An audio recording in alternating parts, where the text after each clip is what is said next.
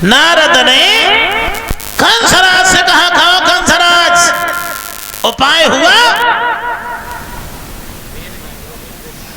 कंस कहने लगा, माफ करना बाबा नारद, जितना हमने इलाज कराया उतनी बीमारी बढ़ती चली गई। कमल के फूल आ गए लेकिन कन्हैया बलराम को कुछ नहीं हुआ। नारद बोले, अब हम तुम्हें ऐसी अकल बताते हैं जिससे सांप भी मर जाएगा और लाठी भी नहीं टूटेगी, ठीक है ना? जवाब दिया।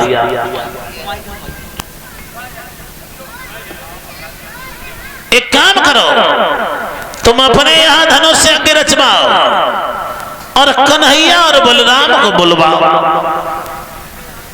जब धनुष यज्ञ देखने के लिए यहां आ जाएं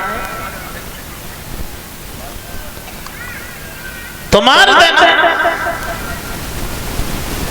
नारद कहने लगे, कंसराज हम तुम्हारी बड़ी चिंता में रहते हैं, लेकिन एक बात और बताता चलूं भाइयों,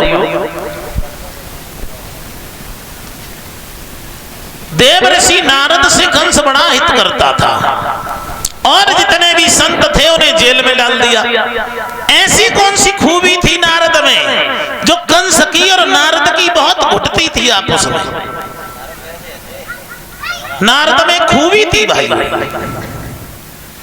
नारद कभी किसी की बुराई नहीं लेते थे, जो जैसा है उसके मुंह पे उसकी बड़ाई करते रहते थे।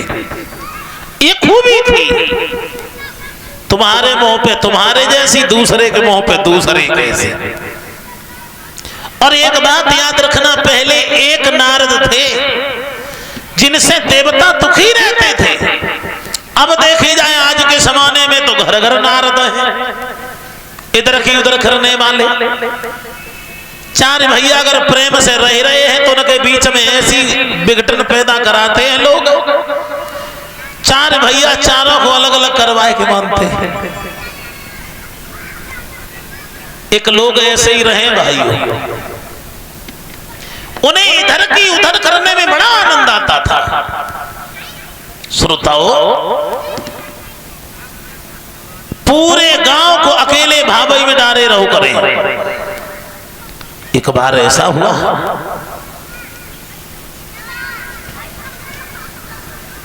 बेचारे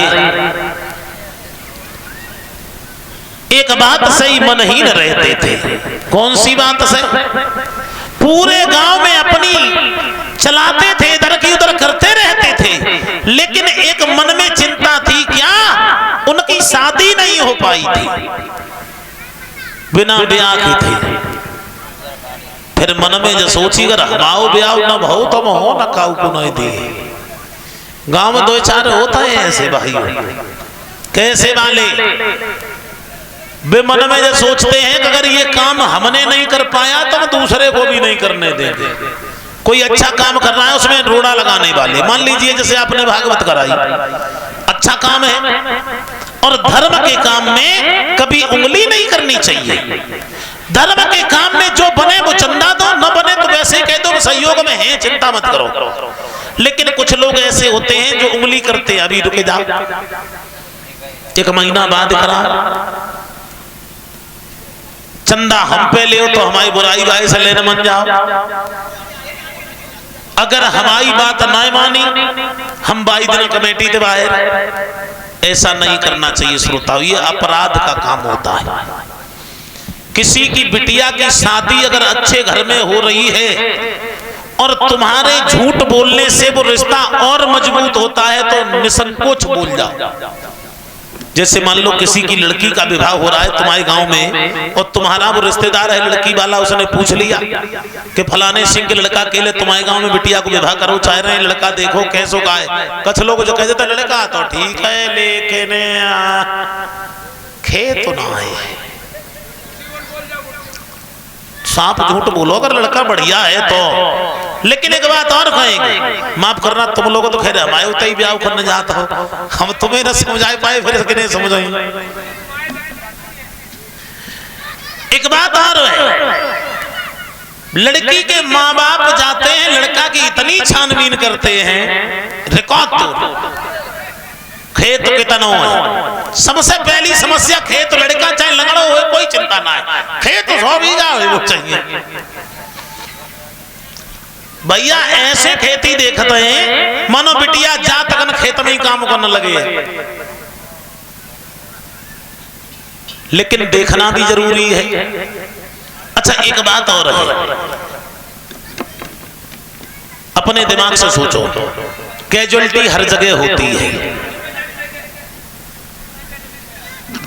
अगर किसी की बेटी खत्म हो जाए, चाहे बेशक वो बीमारी से मर जाए, ससुराल में चाहे बीमारी से मर जाए, चाहे कैसे वो मर जाए, चाहे खुद की गलती में कैसे वो फांसी लगाए, चाहे आग लगाए, कछु करें, बराल मर जाए, तो बाप महतारी अड़ोसी पड़ोसी गांव के प्रधान सब जाएंगे गाड़ी से। सबसे पहले वो लड़की रखी उसे कोई नहीं देखता है, जकात पहले आओ हिसाब करो, जाने 1 लाख रुपया में ब्याह करो, वो जकात ने 10 लाख नगद दी। सोचो भैया हमारी बेटिया के लिए क्या है, इसके छोटे छोटे बच्चे इनके लिए क्या है। अच्छा एक बात और सोचो, चलो मानते हैं आपकी बेटी गई है या हमारी बेटी गई है, दुख सबको होता है, उसके छोटे छोटे बच्चे हैं, उन्हें हक दिलाना जरूरी है।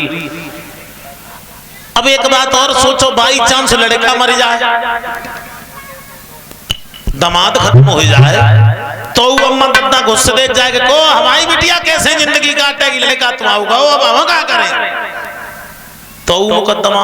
अब भैया बताओ लड़का वाले की क्या गलती है?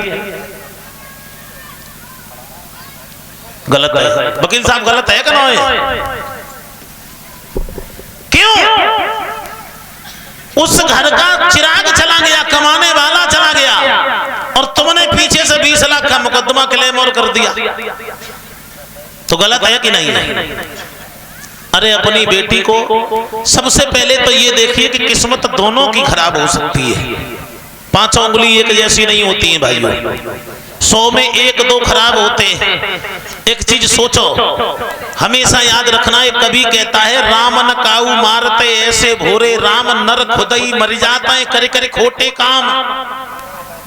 तुम सच बताना, तुम्हारे घर में भी बहनें हैं, तुम्हारे घर में भी पत्नी है, तुम्हारे घर में भी माताएं हैं, तुमने कितनी मार डाली जो दूसरा मार देगा।